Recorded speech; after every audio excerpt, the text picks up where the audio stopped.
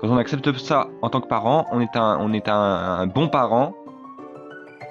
Et on est un bon parent si on se dit, si je faillis en tant que, en tant que parent, si je ne remplis pas ma tâche qui est de faire que mon enfant approuve sa naissance, je suis un mauvais parent et je mérite la mort. Voilà. Et quand je parle de famille, en fait, il n'y a pas besoin que ce soit fondé sur la biologie.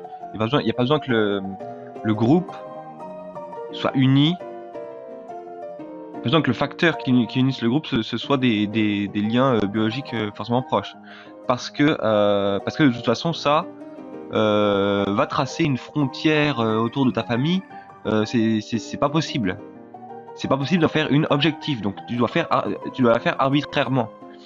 Ce qui compte, c'est qu'au sein de la frontière que tu auras tracée, il n'y ait aucune contradiction intrinsèque. D'accord ? Et c'est ça qui définit ta famille. Parce que sinon, au final, non seulement tous les humains sont de ta famille, mais bien au-delà des humains. D'ailleurs, il n'y a pas non plus de frontière autour de l'humanité qui ne soit pas arbitraire. Hein. C'est un essentialisme. C'est un essentialisme peut-être pratique, mais qui ne correspond à aucune réalité, que de prétendre par exemple qu'il existe une espèce humaine. Il faut tracer des contours et il faut avoir conscience qu'on le fait arbitrairement, et il faut avoir conscience qu'au sein de ce contour. Après, moi je suis pour étendre même l'humanité à à l'univers entier, en fait. J'allais dire vivante, mais on peut pas faire non plus de frontières autour du vivant. À tout. Je suis pour étendre l'humanité à toute chose dans l'univers, même les cailloux. Bref, en fait, il faut juste le faire progressivement en partant de ce qui est plus proche de soi, que ce soit par la biologie ou que ce soit par autre chose qui est fédérateur.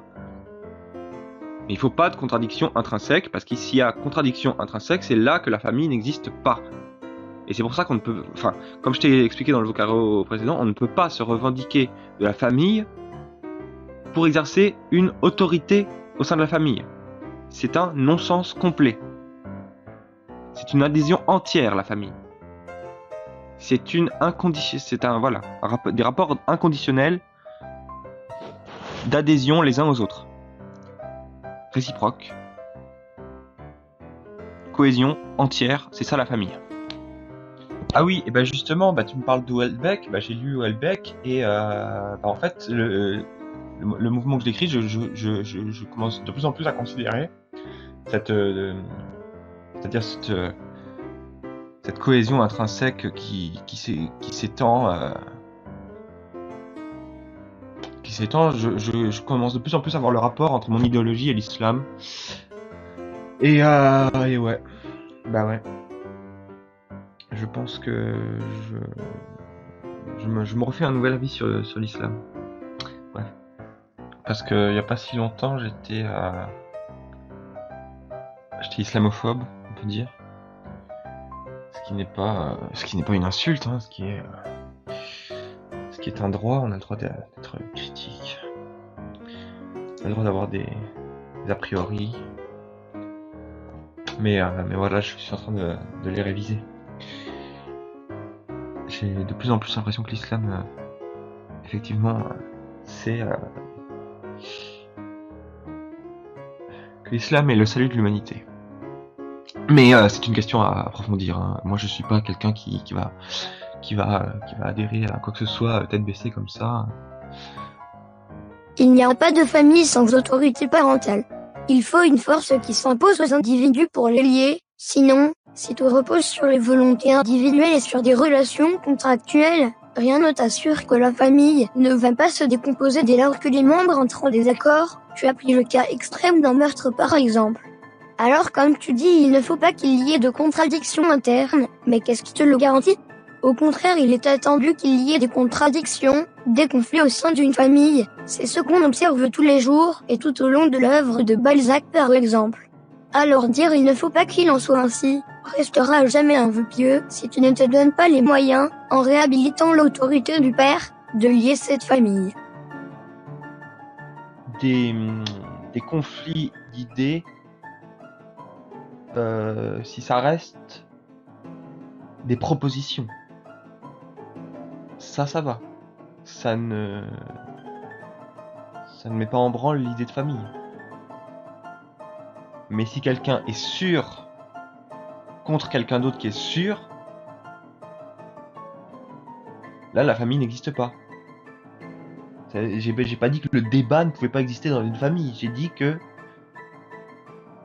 s'il y a contradiction ferme, là la famille n'existe pas. Enfin, je sais pas.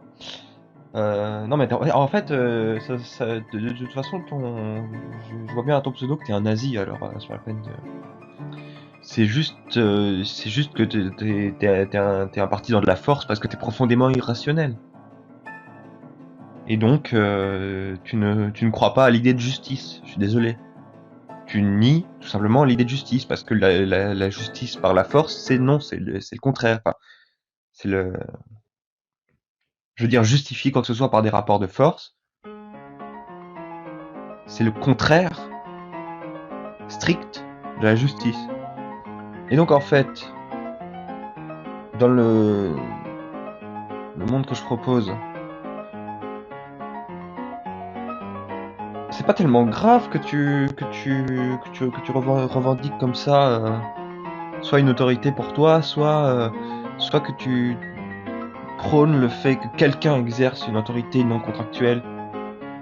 Parce que les gens comme toi, je propose qu'on les supprime, tout simplement. Et donc il ne restera que des moutons qui s'entendront très bien entre eux. Mais mec, tu crois que c'est dans l'islam que tu vas trouver la délégitimation de l'autorité du père MDR? Ce sont chez les musulmans qu'elle est encore la plus forte et de loin. Non, c'est chez les gauchistes athées que tu dois tapiner. Et si tu crois qu'il suffit d'éradiquer les fachos pour que la famille soit sauvée, tu te mets le doigt dans l'œil jusqu'au coude. Chez les moutons aussi, les familles sont dans un état lamentable. Regarde par exemple ce que dit une écrivaine bourgeoise à la mode comme Constance Debré. T'es complètement paumé mec, ça tient absolument pas la route. Tu prétends défendre une famille fantasmée, qui n'a jamais existé et qui ne pourra jamais exister en pratique. Mais en réalité tu te bats contre la famille traditionnelle telle qu'elle a toujours existé en voulant substituer les autorités parentales naturelles par des sociabilités contractuelles. Mais comme si tu ne t'étais pas déjà assez contredit, tu fais l'apologie de l'islam, religion de l'autorité du père par excellence MDR.